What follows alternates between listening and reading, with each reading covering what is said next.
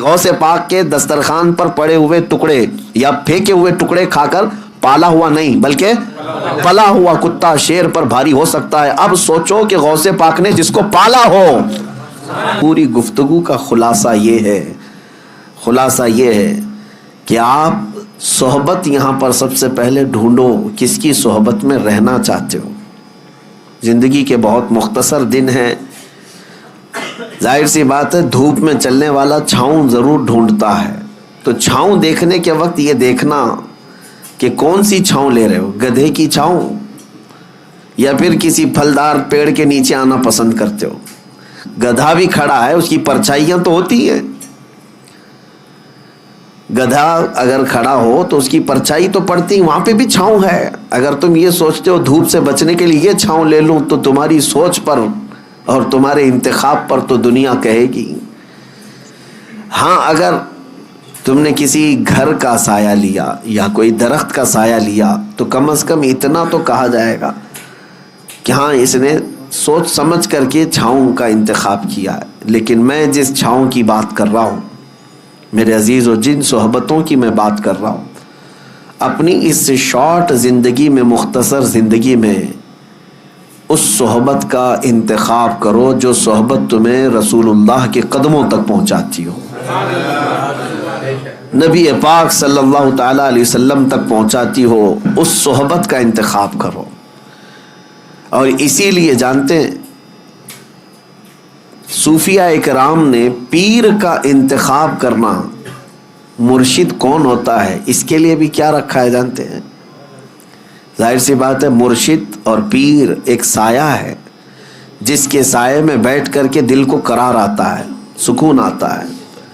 دنیا کی دھوپ گناہوں کے جھمیلوں سے نکل کر کے جب اپنے مرشد کے سائے میں بیٹھے تو اس کو دل کا قرار آئے. لیکن جانتے ہو صوفیہ اکرام نے مرشد تلاش کرنے کے لیے بھی یا پیر ڈھونڈنے کے لیے بھی جو چیز سب سے اہم بتائی ہے وہ کیا ہے؟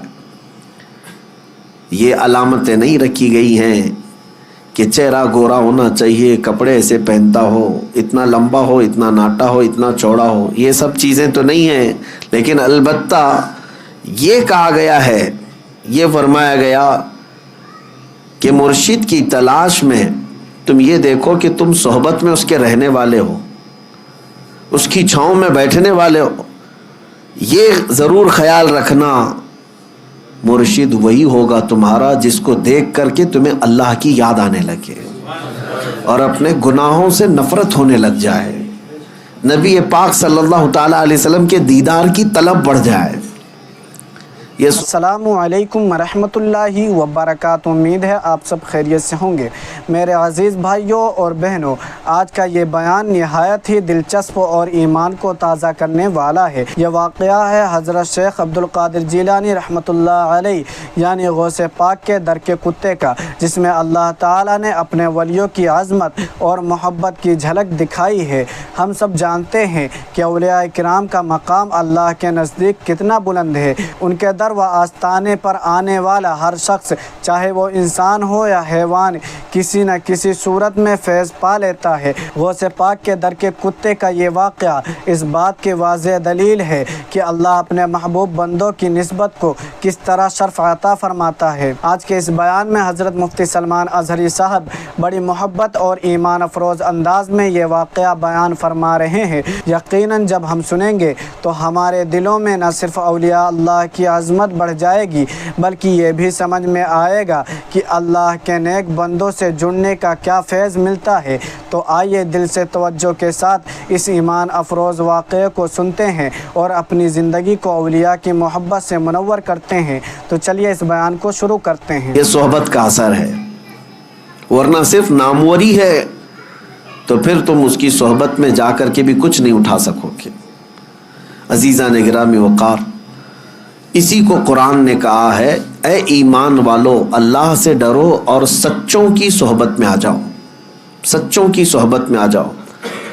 اور سچے کون ہیں؟ دنیا کے سب سے سچے لوگ انبیاء اکرام علیہ السلام, ان کے بعد صدیقین کی جماعت, ان کے بعد شہداء اور صالحین اولیاء اکرام کی جماعت. یہ وہ ہیں جن کو قرآن نے صادقین کہا ہے۔ اب میں آپ کو بتاؤں، یہ تو ہم تشریح کر رہے ہیں صادقین، لیکن میں آپ کو بتاؤں دنیا کا سب سے بڑا صادق جس کو کفار و مشرکین بھی صادق کہتے تھے وہ میرے رسول کی ذات۔ مکہ کے کفار کیا کہتے تھے رسول اللہ کو؟ امین اور صادق ہی کہتے تھے۔ یعنی قرآن تو کہہ رہا ہے سچوں کی صحبت میں ہو جاؤ، میں کہتا ہوں پوری دنیا کا جس کے سچا ہونے پر اتفاق ہے اس کی صحبت کتنی اہمیت رکھتی ہے۔ اس رسول پاک صلی اللہ تعالی علیہ وسلم کی صحبت میں آ جاؤ۔ اب بات آتی ہے رسول کی صحبت کیسے؟ اب اللہ کے رسول صلی اللہ تعالی علیہ وسلم ہماری زندگی میں موجود نہیں ہے، وہ اپنی ظاہری حیات میں آج نہیں ہے، تو پھر رسول کی صحبت ہم کیسے اختیار کریں؟ تو نبی پاک صلی اللہ تعالی علیہ وسلم کی احادیث کے ذریعے سے ملتا ہے کہ پھر امت کے جو اولیاء اکرام ہیں، علماء صالحین ہیں، وہ نبی کے نائب ہوتے ہیں، ان کی صحبت نبی کی صحبت۔ یہ جو چین ہے اپنے مشائخ سے وابستہ رہنے کی، تو اگر کوئی اس کو دکان سمجھتا ہے تو وہ بے عقل اور بے وقوف ہے۔ علماء اور مشائخ سے جو عوام وابستہ ہے اس کی ایک وجہ یہی ہے کہ یہ رسول اللہ کی صحبت حاصل کرنا چاہتے ہیں۔ مجھے یہ بتاؤ اے میرے عزیزو، تمہیں سنتیں اگر سیکھنا ہے، نبی پاک صلی اللہ علیہ وسلم کی سیرت تمہیں جاننا ہے، یا اب تک تمہارے پاس معلومات آئی ہیں تو کس کے ذریعے سے آئی؟ علماء اکرام کے ذریعے سے آئی۔ تو رسول اللہ کے وہ نائب ہیں اور ان کی صحبت تمہارے لیے نبی کی صحبت ہے۔ اب سنو آگے کی بات، یہ تو میں تمہید کے طور پر آج عرض کیا، اور اب صحبت کا فائدہ بھی میں آپ کو بتاؤں۔ صحبت کا فائدہ، جس کی صحبت میں رہتے ہو ویسا ہی اثر بھی پیدا ہوتا ہے۔ ہاں، جس کی صحبت میں رہتے ہو ویسا ہی اثر پیدا ہوتا ہے۔ بلکہ تو یہ محاورہ مشہور ہے، خربوز کو دیکھ کر خربوز رنگ پکڑ لیتا ہے۔ ہاں، یعنی جو اناج ہے، جو نباتات ہے، اس میں اگر یہ اثر ہوتا ہے کہ ایک پھل دوسرے پھل کو دیکھ کر ویسی رنگ پکڑتا ہے، تو پھر انسان تو انسان ہے، انسان فلیکسیبل ہے، یہ بہت جلدی اڈاپٹ کرتا ہے دوسری چیزیں۔ اسی لیے ہم نے دیکھا ہے شہروں کے بچے کیسے ہوتے ہیں، گاؤں کے بچے کیسے ہوتے ہیں، بہت فرق ہے۔ عرب کے بچے کیسے، امریکہ کے بچے کیسے، کیوں؟ بچے کیا ماں کے پیٹ سے سب سیکھ کر کے آئے؟ نہیں، یہ سارا ان کے اوپر صحبتوں کا اثر ہے۔ یہ جس سائے میں رہتے ہیں بچے وہی اڈاپٹ کرتے ہیں۔ اب ان بچوں کی بولی جیسے ہی زبان کھلتی ہے، کون سی باتیں کرتے ہیں یہ؟ کون سی باتیں کرتے ہیں؟ یہ آسمان سے کوئی زبان لے کر کے آئے؟ نہیں، یہ جس سائے کے اندر رہ رہے ہیں، آپ کو جیسا بولتے ہوئے دیکھا ویسی ہی ان کی بھی زبان کھل گئی، وہی جملے، وہی الفاظ، وہی زبان۔ جس گھر میں گالی گلوچ ہو رہی تھی تو بچے کوئی اندازہ نہیں گالی گلوچ کیا ہوتی ہے، لیکن اس کو خیریت سمجھ کر کے گالی ہی دیتا ہے۔ کسی کو وش کرنے کے لیے بھی وہ گالی ہی دیتا ہے، کیونکہ اس نے ماحول ویسا حاصل کیا ہے۔ اور جن بچوں کے گھر دینی ماحول میں ڈھلے ہوئے ہیں، ان بچوں کی زبان پر بھی اثر نظر آتا ہے۔ یہ تو ظاہری اثر ہوا، باطنی اثر بھی بہت زیادہ ہوا کرتا ہے۔ جو جس کی صحبت میں رہتا ہے ویسا ہی رنگ پکڑتا ہے، ویسی رنگ پکڑتا ہے۔ میں آپ کو بتاؤں، سیدی اعلیٰ حضرت امام اہل سنت فاضل بریلوی رضی اللہ تعالیٰ جب ماررہ مطہرہ تشریف لے گئے تھے، اس وقت وہ جوان تھے، 20-22 سال کی عمر ہوگی، اور ان کے پیر و مرشد کی عمر 80 کے اوپر تھی، غالباً عمر زیادہ ہو چکی تھی۔ بیعت ہونے کے لیے گئے تھے اعلیٰ حضرت، اور ماررہ کے اس بزرگ کے پاس جن کو خاتم الاکابر سید آل رسول احمدی مارروی رحمۃ اللہ علیہ کہا جاتا ہے۔ اولیاء اکرام میں ایک سند ہے ان کی، حضرت سید آل رسول مارروی کی۔ جب ماررہ مطہرہ اعلیٰ حضرت گئے، وہاں پر تو حال یہ تھا کہ سید آل رسول مارروی رحمۃ اللہ علیہ مرید تو کرتے تھے، لیکن خلافت کا معاملہ بہت الگ تھا۔ ہر کسی کو خلافت کا پٹا نہیں ڈال دیا جاتا تھا. کسی کو 10 سال 12 سال مجاہدے کرواتے وہاں خانقاہ میں رکھ کر پھر خلافت دیتے تھے. لیکن اعلیٰ حضرت جب گئے تھے وہ کمرہ آج بھی وہاں ماہرہ میں موجود ہے جس حجرے کے اندر اعلیٰ حضرت اور ان کے پیر و مرشد صرف 2 ہی لوگ بیٹھے تھے. بیعت کیے، مرید تو ہوئے اور پیر و مرشد نے ساری خلافتیں اسی مجلس میں دی. اب جو بات میں کہنے جا رہا ہوں وہ توجہ. 22 سال کا نوجوان امام اہل سنت احمد رضا خان اور 80 سال سے زیادہ کے بزرگ حضرت سید آل رسول مارا روی رحمۃ اللہ علیہ. 20 سال اور 80 سال میں فرق ہے کہ نہیں ہے؟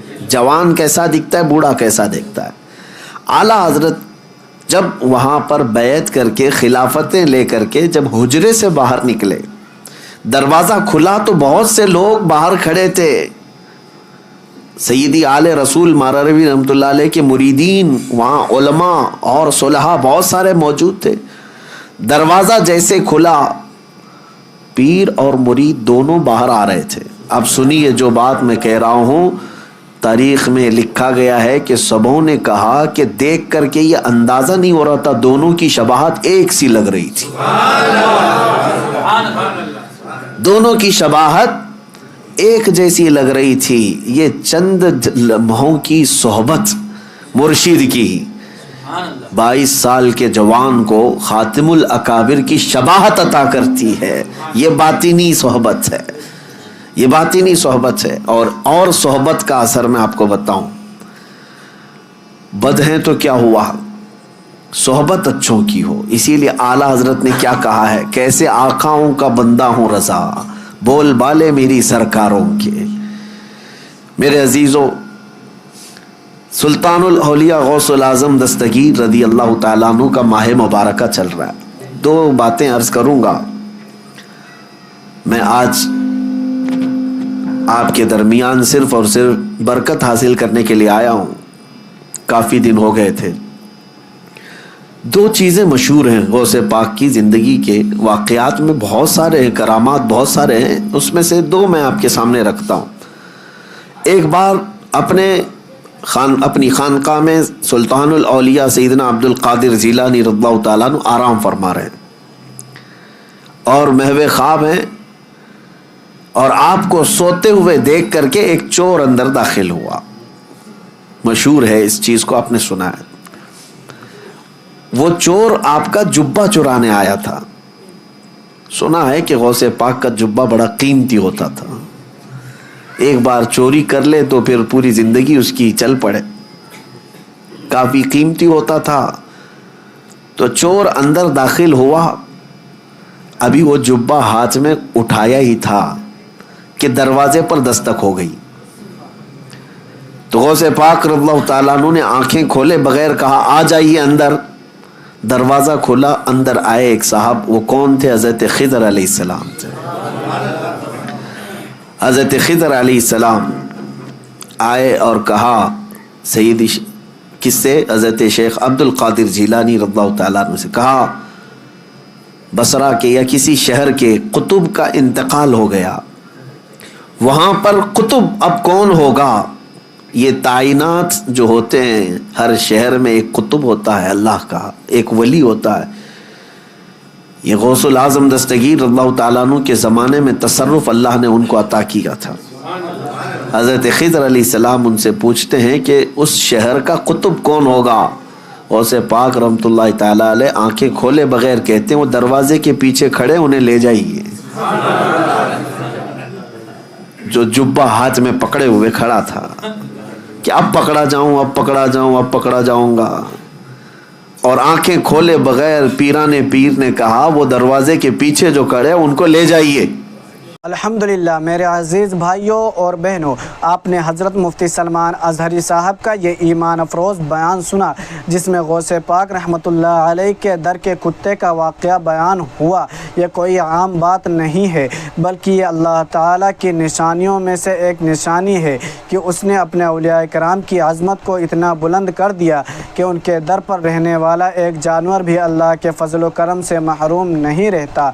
ये वाक़या हमें ये सिखाता है कि अगर एक कुत्ता जो बेज़बान है महज़ निस्बत गौसे पाक की वजह से अज़मत व मकाम पा सकता है, तो सोचने का मकाम है कि हम इंसान जो अशरफुल मखलूक़ात हैं, अगर दिल से अल्लाह के वलियों से मोहब्बत करें, उनकी तालीमात पर अमल करें, उनके रास्ते को अपनाएं, तो अल्लाह हमें किस कदर बुलंदियाँ अता करेगा। हमें अपनी ज़िंदगियों में ये सबक लेना है कि अल्लाह के नज़दीक बंदों की मोहब्बत, उनकी याद और उनकी तालीमात को दिल में जगह दें। दुनियावी ख्वाहिशात और लज्जतों में उलझने के बजाय हमें उन रास्तों को अपनाना है जो अल्लाह के महबूब बंदों ने हमें दिखाए। यही रास्ते हमें कामयाबी, सुकून और अल्लाह की रज़ा तक पहुँचाते हैं। यह वीडियो ख़त्म करने से पहले आप सबसे दरख्वास्त करूँगा कि आप इस बयान को सिर्फ़ ख़ुद तक महदूद ना रखें, बल्कि ज़्यादा से ज़्यादा लोगों तक पहुँचाएँ।